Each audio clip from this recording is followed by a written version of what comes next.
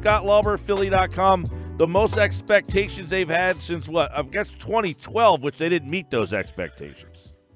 Hey, Mike. Yeah, I'd say that's right. I've written that. I mean, I think going back to the end of last season, we talked about it being the most important offseason for the franchise since, they signed Cliff Lee and paired him with Roy Halladay and Roy Oswalt and Cole Hamels. And, they had what was, I think, by all accounts, kind of a transformative offseason. They really overhauled their roster.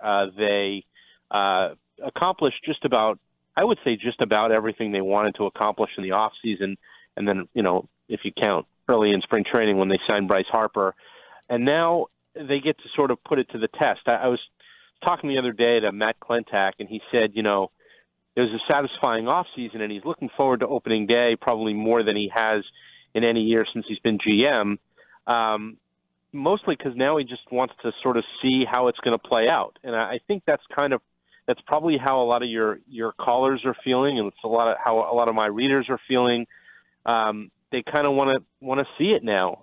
We've talked about a rebuild and the completion of a rebuild. And so now, starting tomorrow and for the next 6 months, we get to see whether this rebuilt team is as good as they think it's going to be, and a lot of people think it's going to be. Yeah, Scott, I mean, and by the way, check out Scott's piece on this rebuild. It was really good at Philly.com. And, do you feel like they got it Harper? Do you feel that I know the fans are juiced, but do you feel that around baseball that people think that Harper took the Phillies from a possible playoff team to a definitive? It doesn't feel like people feel that adding him made them a definitive playoff team. Do you have that same feeling?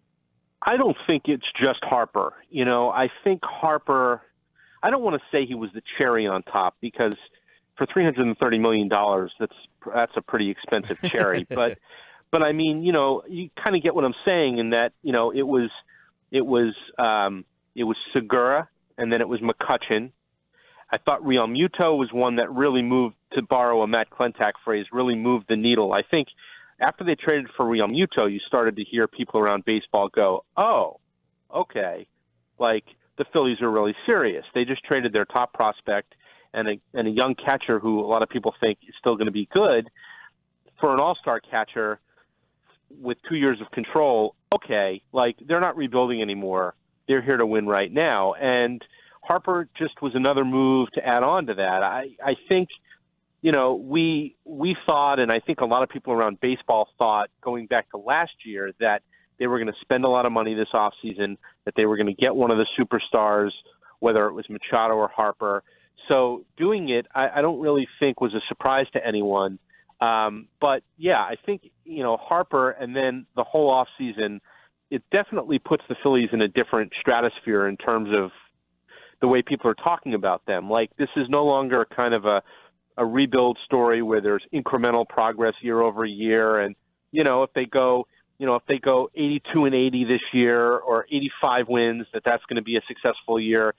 No, I think now it's 90 wins in playoffs, 90 to 95 wins in playoffs. And that's kind of, I think, the expectation that they have, their fans have, and I think a lot of baseball has for them. Now, there are questions, and I think there's a really big question about their pitching, specifically their rotation. Is it good enough? Are they going to need to make a move in season? Should they have made a move in the off season to address their rotation? It's the one area of the team that they did not address. So there are questions, and like most teams most teams that are predicted to be good, there are going to be question marks. So if the pitching is on the shorter end, maybe they're closer to an 88-win team. If the pitching comes through the way they think it will, or if they can add to it, maybe they're closer to a 95-win team. So there's still kind of a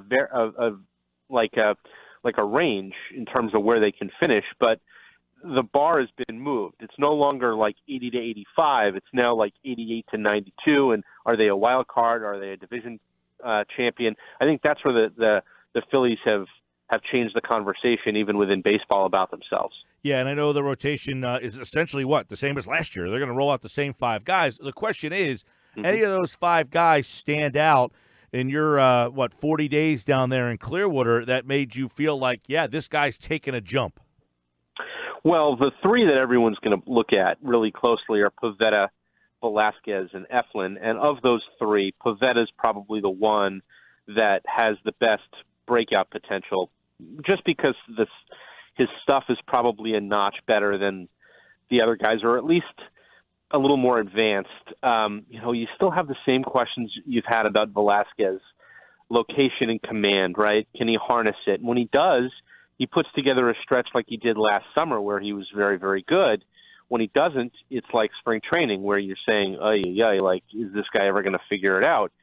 And Eflin has good stuff and is capable of being a quality major league pitcher, as he showed last year. But what's his ceiling like? A lot of people feel like his ceiling is still kind of a back-end rotation guy. And if you're a 4 or a 5 and you've got, good enough stuff to be a 4 or a 5 over time, that's still pretty good. The question is, can he maximize his stuff and be that guy who can stick in a rotation for a while? But Pivetta has stuff and a higher ceiling, it feels like, than someone like Eflin or even Jared Eichhoff, who is in AAA and is going to be sort of a depth starter, and he's going to help kind of push, I think, the other three guys. Pavetta's the one who you could sort of see taking a little bit more of a jump toward the middle or even closer to the top of a rotation. But for me, the key to the whole is Jake Arrieta. And, for all we talk about those other three guys, because they're young and relatively unproven, Arrieta's the one, because what Arrieta can be.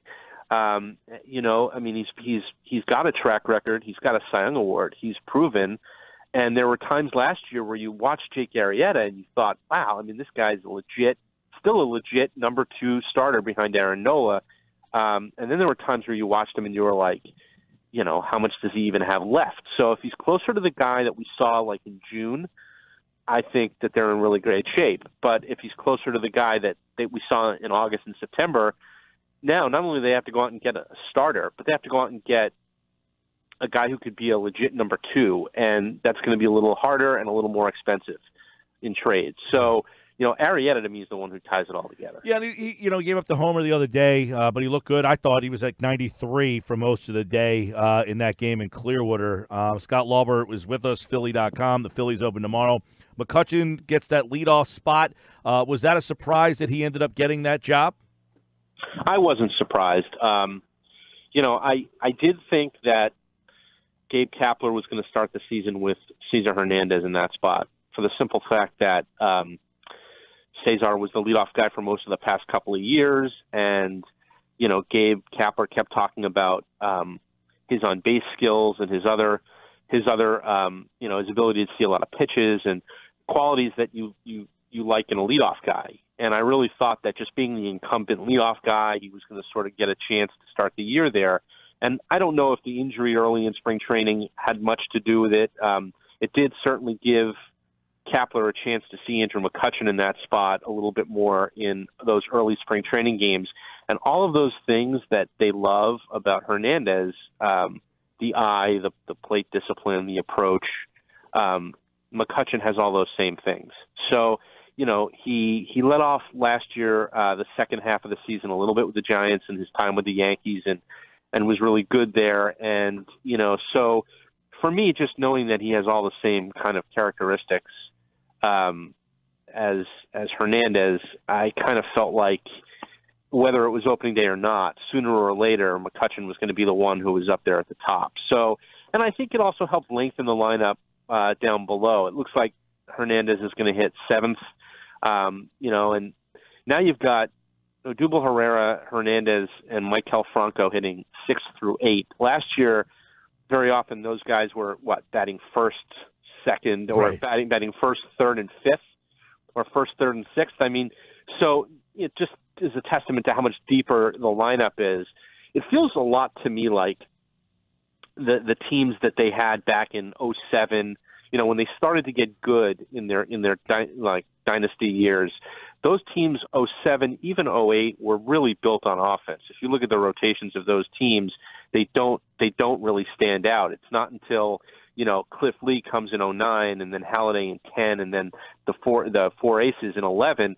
that you thought Phillies pitching. But really, 06, 07, 08, those early Charlie Manuel years where they were winning divisions, you thought this is a team built on offense. And it feels like that may be the kind of team they have again. Scott Lauber covers the Phillies. Obviously, a lot more excitement. And one thing, I guess, that because Harper, and I saw your tweet about the fact that the attendance went up by, almost went from 4,800 fans to 9,200 fans. There's obviously a lot of buzz around this team. Harper brings it. You mentioned the pitching, but that bullpen. And last year, I know we discussed it a lot, you and I, Scott, about the way Kapler, used that bullpen. Has he settled into more of a bullpen this year, or are we going to see still some craziness with the way he handles things? I think you're still going to see craziness. I think you're still going to see matchup-based decisions out there. So if he feels like in a close game in the seventh inning, if he has to go to his bullpen and he feels like Sir Anthony Rodriguez is the better matchup for whatever part in the lineup is coming up, I think he'll go there. If he feels like David Robertson is the better matchup, he'll go there. If it's Neshek, if it's Neris, if it's Hunter when he gets healthy, I think you're going to very much see Kapler manage according to who he thinks is the best guy to go after, whatever part of a lineup is coming up, whether it's the 7th, 8th, or 9th.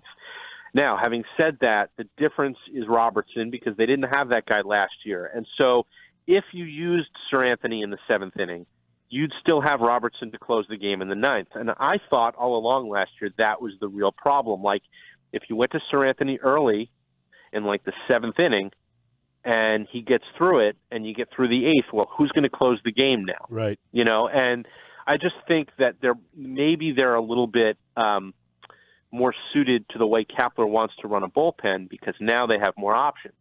Whereas last year, if you used, early in the season, it was Neris pitching the 9th because that's what they'd done before. And then he went bad and, it became sort of Sir Anthony used wherever. And that was a great weapon to have. If you want to pull Sir Anthony out in the 7th inning and use him there, great. And every manager would love to have that. But when you don't have the guy behind that guy to close, it gets a little dicey. And I think that's where last year was a little bit of an issue. And I also think that, Robertson's a guy, I think we talked about this when they signed him, who throughout his career has done a lot of different things. He's set up, he's closed, he gets lefties out really well for a right-handed pitcher. So you can use him in a lot of different ways because he's been used in a lot of different ways. And everyone else in that bullpen was here last year. So I think they're going to be a little bit more familiar with the way Kapler runs a bullpen, and they'll be a little bit more prepared to be ready in the 7th inning, even if that's not your quote-unquote role.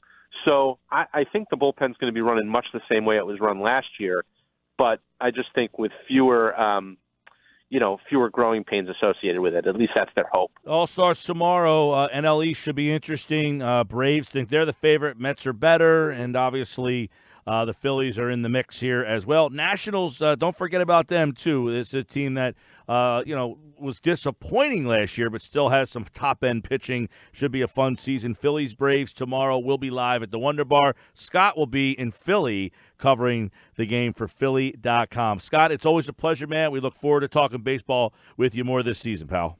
You bet, Mike. Can't wait.